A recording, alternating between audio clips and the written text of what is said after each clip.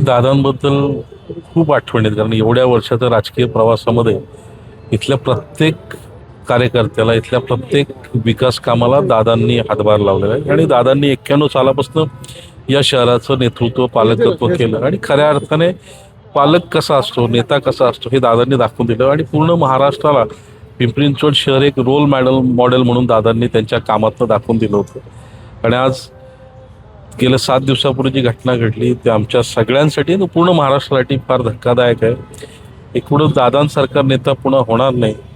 आणि अशा थोर नेत्याला आज महाराष्ट्र आणि पिंपरी चिंचवड मुकलेले आहे आणि आम्ही सगळेजण मुकलेलो आहोत. काय शेवटची आठवण आहे ज्या दिवशी अपघात झाला त्यानंतर त्या दिवशी नेमकं तुम्हाला काय कळालं? हे सकाळी त्या दिवशी एक फोन आला मला की अशा पद्धतीने दादांचं प्लेन क्रॅश झालंय. परंतु मन मानत नव्हतं, असं वाटलं होतं की आपलं हे स्वप्न आहे. परंतु नंतर 5-10 मिनिटात जेव्हा कळालं की ती सत्य होतं, मग आम्ही लगेच ताबडतोब सगळे बारामतीला त्या ठिकाणी गेलो. त्या घटनास्थळाच्या जवळ गेलो आणि नंतर त्या हॉस्पिटल आणि मग त्या परिसरामध्ये 2 दिवस आम्ही पिंपरी चिंचवड शहरातले सर्वच माजी नगरसेवक असतील सर्व प्रमुख कार्यकर्ते त्या ठिकाणी बारामतीमध्ये होतो. आम्ही दादांची शेवटची आठवण काय आहे? कधी संवाद झाला? 18 तारखेला दादांनी पक्षाची बैठक बोलवली होती आणि त्या दिवशी संध्याकाळी मी एका कामानिमित्त दादांना भेटायला गेलो होतो.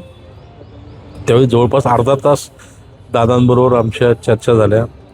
एकूणच झालेला निवडणुकीसंदर्भात आणि भविष्य काळात पिंपरी चिंचवड शहराच्या विकास कामासंदर्भात त्या ठिकाणी चर्चा झाली. आणि पुणे जिल्ह्याच्या जिल्हा परिषद आणि पंचायत समितीच्या निवडणुकासंदर्भात त्या ठिकाणी रोहितदादा पवार आणि ते पण लोक त्या ठिकाणी बसले जवळपास अर्धा तास.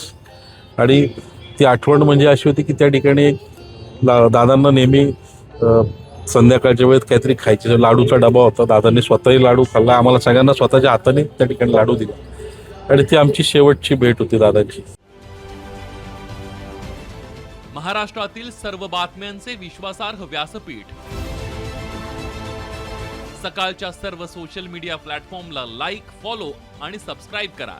तसंच सर्व नोटिफिकेशनसाठी बेल आयकॉन प्रेस करायला विसरू नका.